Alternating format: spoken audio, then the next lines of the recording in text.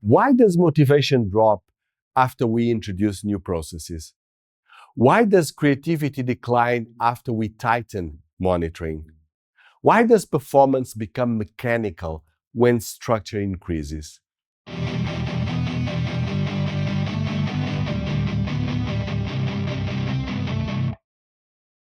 Let's reframe this. Structure does not kill motivation. Poorly designed structure does. When leaders introduce monitoring systems, control mechanisms, reporting structures, or approval layers, they usually intend to protect quality, speed, or accountability. But if those systems reduce autonomy, eliminate discretion, or communicate distrust, they silently erode motivation. The question is not whether you need structure. The question is how you design it. Control and autonomy are not opposites. They are design variables. Well-designed structure increases clarity and therefore increases confidence. Poorly calibrated structure increases surveillance and therefore increases caution. Caution looks like discipline in the short term. In the long term, it becomes disengagement. When structure clarifies expectations and boundaries, autonomy increases because people know where they can act independently. When structure narrows discretion unnecessarily, autonomy shrinks and creativity collapses. Teams rarely resist accountability. They resist suffocation. Then structure becomes suffocating. Motivation does not disappear dramatically. It contracts quietly into compliance. Over time, compliance replaces ownership. Ownership is where discretionary effort lives. Let's go through the 5 guardrails to secure good structure design. First, clarity before control. Before adding monitoring layers, ensure expectations are clear. Unclear roles create overcontrol because leaders compensate for ambiguity with inspection. Leader language is, I want to be sure we are clear on outcomes before we add more reporting. Consider that the reverse often happens in practice. A reporting tool is introduced to increase visibility.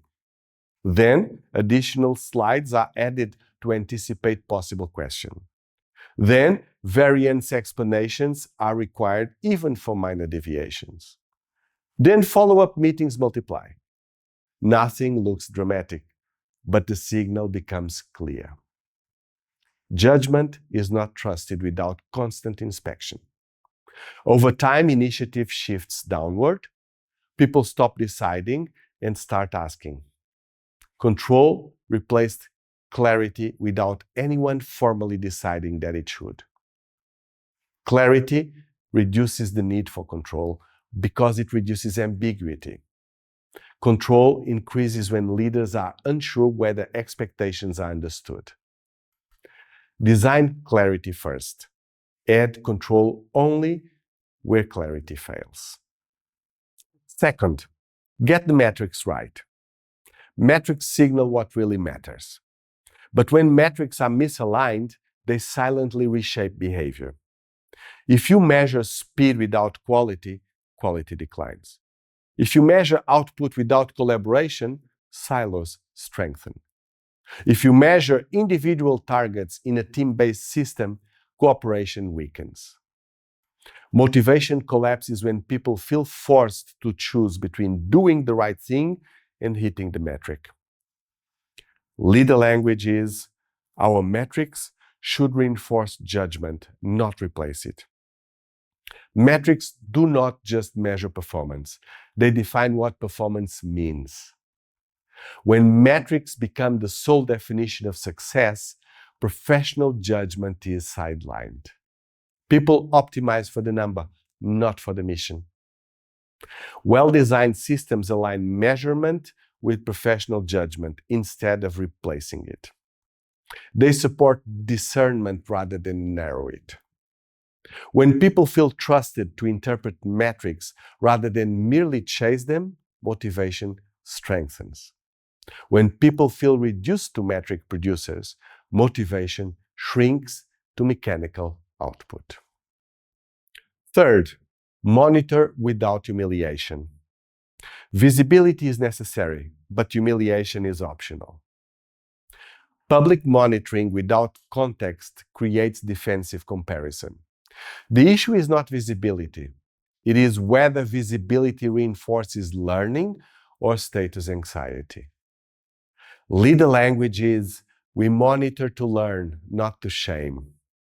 Monitoring tools communicate intent. If they are introduced as learning mechanisms, motivation can increase. If they are introduced as suspicion mechanisms, fear spreads quietly.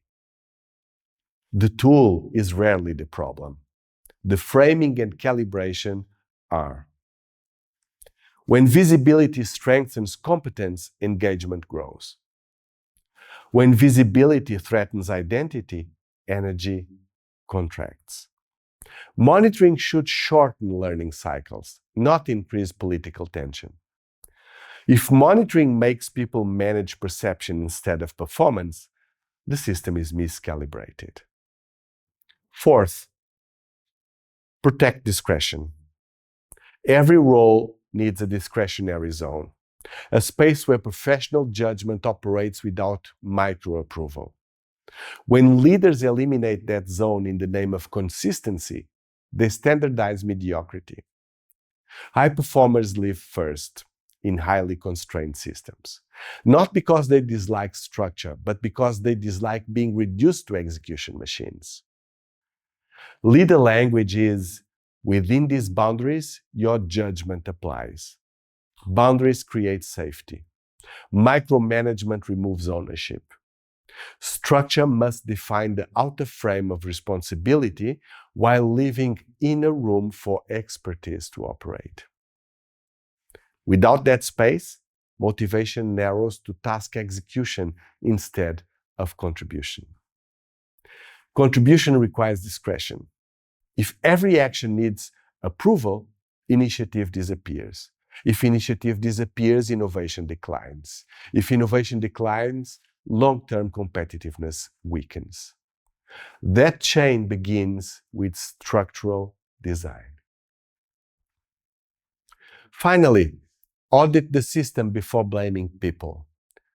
When results drop, the reflex is personal diagnosis. Who is underperforming? But often the deeper question is structural. Did we increase reporting requirements without removing others? Did we narrow decision rights unintentionally? Did we add approvals that slowed initiative? Leader language is, before we evaluate performance, let's evaluate the system. Sometimes what appears as disengagement is actually blocked agency. If a system reduces the ability to act meaningfully, energy declines, not because people lack motivation, but because the structure constrains contribution. At scale, systems shape identity. If structure communicates trust and competence, people see themselves as responsible contributors. If structure communicates suspicion and constant correction, people begin to see themselves as risk managers. And risk managers avoid exposure. Avoidance cultures slowly erode motivation under the surface.